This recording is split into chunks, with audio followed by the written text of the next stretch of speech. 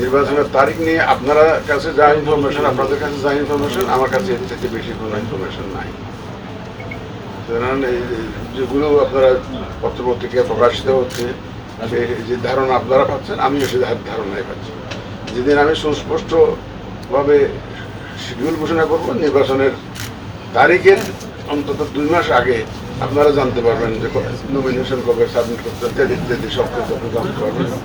এটা নির্বাচনের তারিখের ন্যূনতম 2 মাস আগে, হয়তো রাখলে 2 মাস আগে জানতে পারবেন। সিচুয়েশনের কথা বলছেন, দেখুন 5ই অগাস্টে আমরা যারা ঢাকায় ছিলাম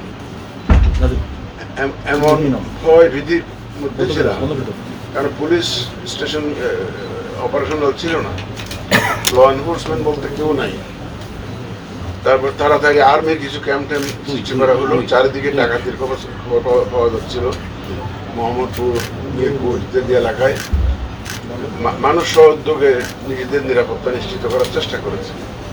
এখন কি আমরা সেই অবস্থা থেকে অনেক ভালো করে ফেলেছি না? এখন কি সেরকম লাগে? এখন তো অন্তত নিরাপদে ঘুমাতে পারছে না, এমন তো না। যে সমস্ত দেশে এই ধরনের অভ্যুত্থান হয়েছে, বিপ্লব হয়েছে, আপনি সুদানে যান, দেখেন যে মানুষ ঘুমাতে পারে কিনা, কি ধরনের অবস্থা বিরাজ করছে। সেই দিক থেকে আমি বলবো যে আল্লাহর রহমতে বাংলাদেশ অনেক ভালো আছে, অনেক ভালো আছে। এই ধরনের একটা গণ অভ্যুত্থানের পরে একটা দেশে যেরকম হওয়ার কথা, আমরা কিন্তু সেরকম অবস্থার মুখোমুখি হই নাই। এটা আল্লাহর একটা বিশাল রহমত আমি বলবো।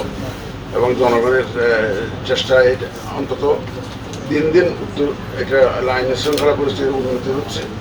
আমি মনে করি যে নির্বাচনের যে তারিখ আসতে আসতে ইনশাল্লাহ everything will be in place.